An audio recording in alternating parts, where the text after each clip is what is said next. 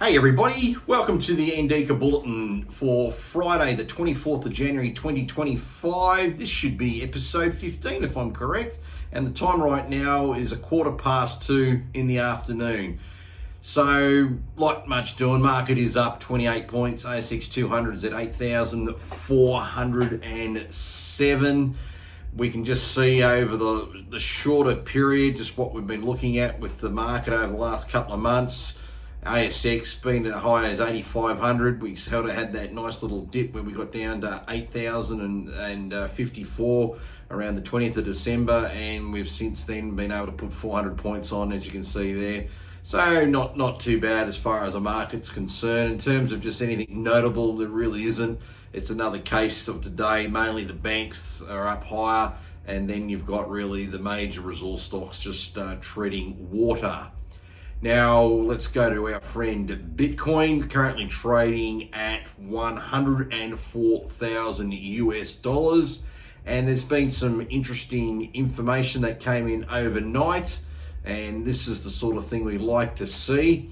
So here's the story here. Bitcoin surged higher this morning, meaning in the US, following news that Senator Cynthia Lummis has been appointed by Senator Rick Scott, the head of the Senate Banking Committee, to chair the Senate Banking Subcommittee on Digital Assets. Why is that important?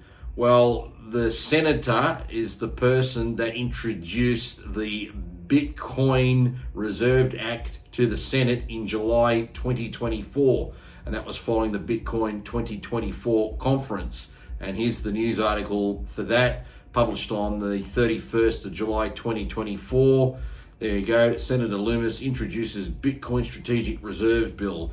So this is the sort of information the crypto or Bitcoin market wants to hear. And that's just a small step, hopefully, to the final goal of actually a strategic Bitcoin reserve being established. So that put a little bit of a lift under Bitcoin. If you just zero back into some of the smaller time frames, so that basically would have came out around this time here. You can see on the chart that I'm just circling there. This is again, last night our time. So Bitcoin spiked up and went down, then spiked up. So it managed just in last 24 hours in the very early morning here, being up about 106,400. And then basically since that news has come out, we've just sort of drifted down just a little bit coming into the weekend as well. But that's welcome news. I think what people are really wanting to start to see here, and keep in mind, Trump's only been president now for like 4 days, so he's got a 4-year term. And I think these things happening at a more gradual pace is actually going to be good for Bitcoin. Now, this is always a fantastic bit of data to look at. I'll just see if I can make this a bit bigger in terms of the zoom, so when we have it obviously on the video, it'll be easier to see. So these are the top assets by market cap, and I've got it in US dollars, so we'll just keep it in US dollars for now. So there's gold, number one. It's an $18.6 trillion asset class. That's a lot.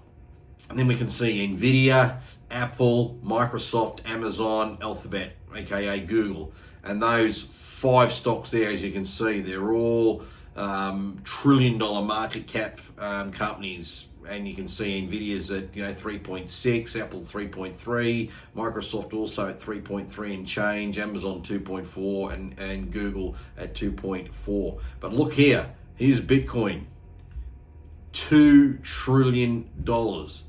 That's pretty impressive.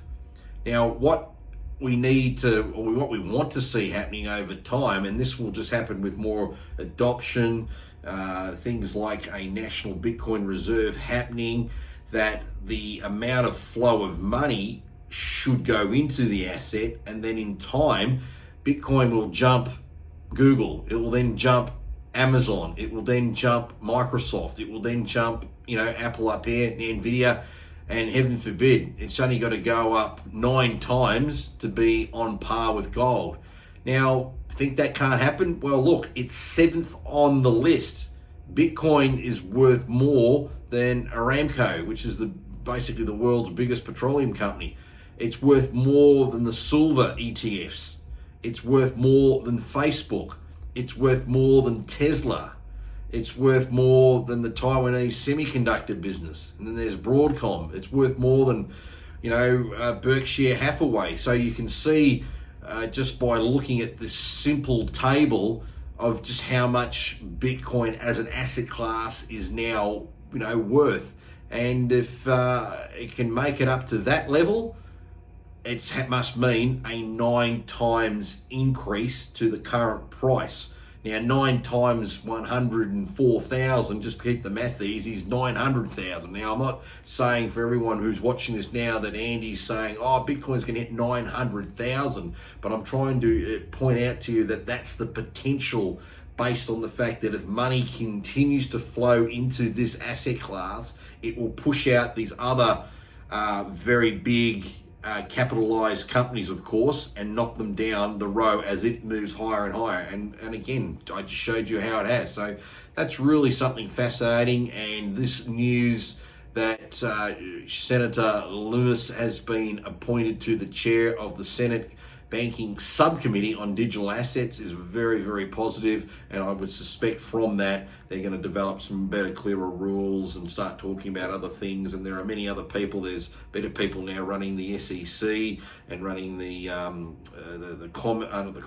commodity side of the market regulator. There's all these other parties, particularly out in the United States.